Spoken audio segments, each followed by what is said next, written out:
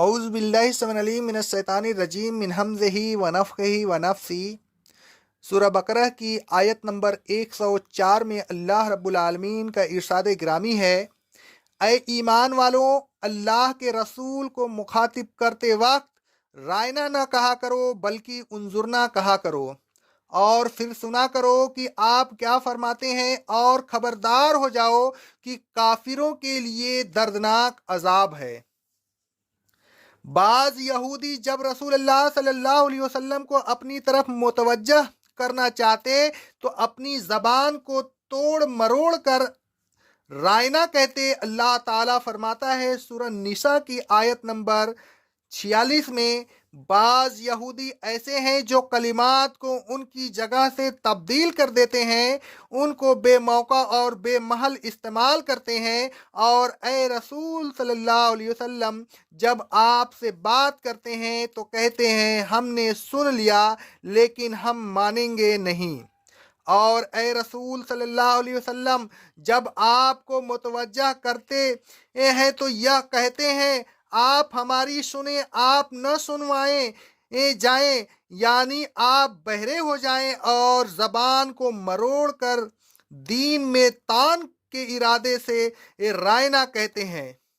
رائنا کے معنی ہے ہماری طرف التفات کیجئے۔ یہودی اپنی زبانوں کو مروڑ کر اس لفظ کو اس طرح ادا کرتے تھے کہ اس کے معنی بگڑ جاتے تھے، یعنی یا تو اس کے یہ معنی ہو جاتے اے احمق، یا یہ معنی ہو جاتے اے ہمارے چرواہے۔ اللہ تعالیٰ کو یہودیوں کی یہ گستاخی پسند نہ آئی۔ اللہ تعالیٰ فرماتا ہے سورہ نساء کی آیت نمبر 46 میں، اور اگر یہودی اس طرح کہتے ہم نے سن لیا اور ہم اطاعت کریں گے، اور جب اللہ کے رسول صلی اللہ علیہ وسلم کو متوجہ کرتے تو اس طرح کہتے سنیے اور ہماری طرف نظر فرمائیے، تو ان کے لیے بہتر ہوتا اور یہ بات مناسب ہوتی، لیکن کفر کے سبب وہ ایسا کیوں کرنے لگے، لہذا اللہ نے بھی ان کے کفر کے سبب ان پر لعنت کر دی ہے، لہذا یہ کم ہی ایمان لائیں گے۔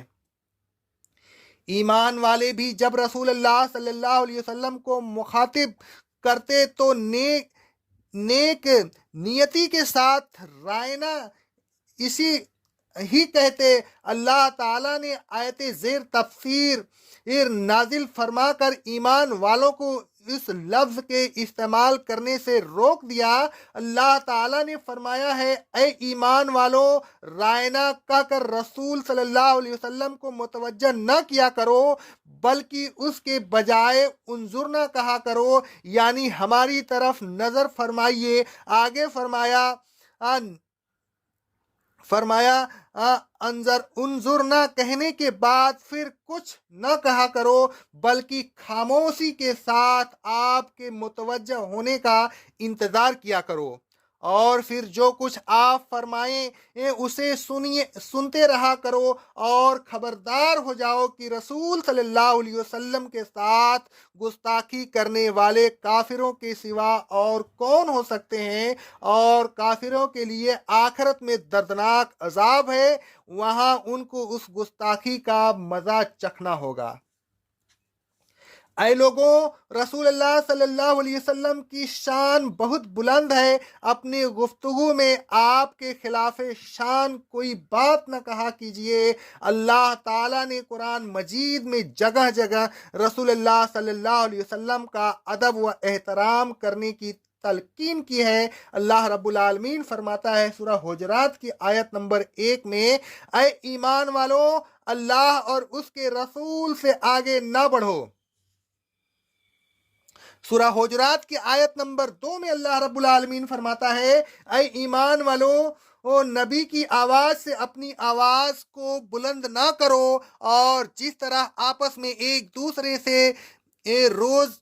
زور سے بات کرتے ہو اس طرح نبی سے بات نہ کیا کرو، کہیں ایسا نہ ہو کہ تمہارے اعمال